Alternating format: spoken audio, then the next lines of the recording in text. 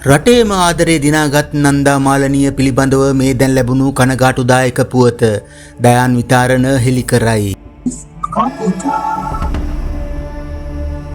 ජාතියේ යසෝරාවය මැයින් ගෞරවයට පාත්‍ර සිටින ප්‍රවීණ ගායන ශිල්පිනී නන්දා මාලනිය පිළිබඳව සමාජ මාධ්‍යයේ හුමාරු වන කටකතා සියල්ල අසත්‍ය බව ප්‍රවීණ ඡායාරූප ශිල්පී ගායන ශිල්පී දයාන් විතාරණයන් අවධාරණය කර තිබෙනවා. සිය Facebook ගිණුමෙහි සටහනක් තබමින් ඔහු සඳහන් කර ඇත්තේ නන්දා මාලනිය ඉතා සුවයෙන් සිය නිවසේ පසුවන බවයි. එම සම්පූර්ණ සටහන මේ ආකාරයෙන්. සාවද්‍ය තොරතුරු තවත් එපා.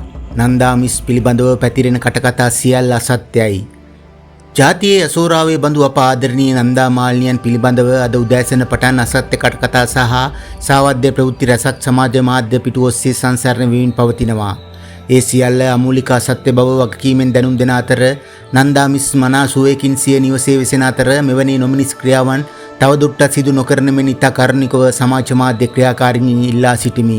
දිගින් දිගටම විශිෂ්ට කලාකරුවන් අල්ලා සිදු කරන මෙම නොමිනිස් ක්‍රියාවන් අප දැඩිව හෙලා දකිනසේම වගකිය යුතු පුරවැසියන් සහ රසිකයන් ලෙස යම් ප්‍රවෘත්තියක් සංසරණය කිරීමට දායක වන්නේ නම් ඒ සඳහා වගකීම් සහගත වන ලෙසද ඔබ සැමටත් කාරුණිකව සිහිපත් කරන්නෙමි.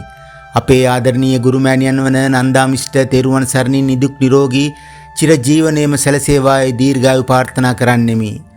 යනුවෙන් ඔහු පවසා තිබෙනවා.